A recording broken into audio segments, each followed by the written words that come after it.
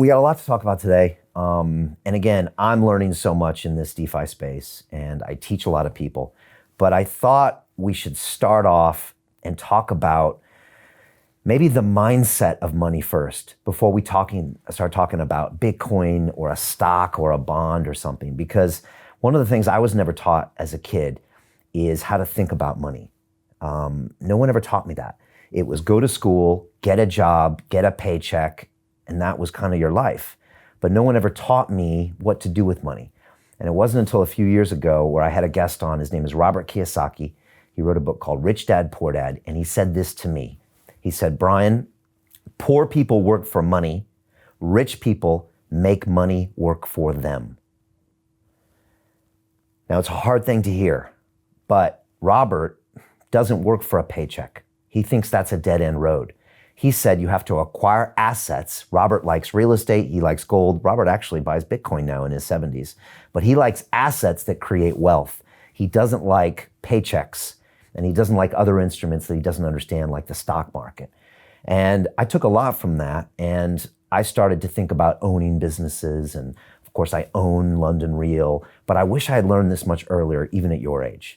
So what we're going to talk about today is not just about Bitcoin going up and down and Ethereum and Dogecoin or whatever. It's really about you thinking about owning assets as opposed to getting a paycheck from a company. Does that make sense? Yeah. Yeah? Yeah, it's all about financial freedom and not being dependent and living your daily life on a check-by-check basis. Yeah. It's a lot more, it offers stability. It does. And unfortunately, like your whole education system and mine actually prepares you to work for a company. And because it was kind of constructed during the Industrial Revolution in this country, in Britain, and it was actually just meant really for the workers' kids to do something during the day. And so without you knowing it, and you have great schools you've gone to, and I went to good schools, but they kind of subconsciously train you not to make mistakes and to try to do everything right and to get a job. And unfortunately, I don't think that's the best way to think about money. So hopefully today I'll start to introduce some ideas. Luckily, I had a mom who invested in real estate. My grandparents, one owned his own farm, so he grew barley and potatoes, so he was an entrepreneur. And one of them was a cattle rancher, so he had his own business too and had assets like cows and horses.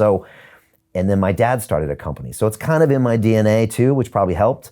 Mm-hmm. But I want to talk about this stuff today. So how does that sound? Good? Yeah, I remember at the time when we talked about it before, when I think we were talking about like potential future jobs, and I was like, what about working for the government? What about being a civil servant? And you were furious. You were like, absolutely not. No, you don't want to be working for somebody else your entire life. You'll never make it to the top of the hierarchy. Become an entrepreneur. That's the quickest way to success. And no offense to any civil servants out there. I was almost a government worker as the mayor of London. But no, what I was trying to tell you is to think about owning something at some point, you know? And unfortunately, even your university that you're going to go to in the States or wherever you choose to go, it's going to kind of get you into this mindset of what's your job after school. And again, there's nothing wrong with going into the industry, whatever sector you choose, and learning for a few years. But I think you should always be thinking in the back of your mind, I need to make money work for me, which means owning assets. That could be a company, that could mean gold, it could be a property, it could be Bitcoin, but to accumulate assets, because that's how you're going to make your money work for you. If you wait for a paycheck until you're 70 years old, you're going to live this life of dependency that's going to, I think it'll hurt the quality of your life. So I think that's what we're going to talk about today.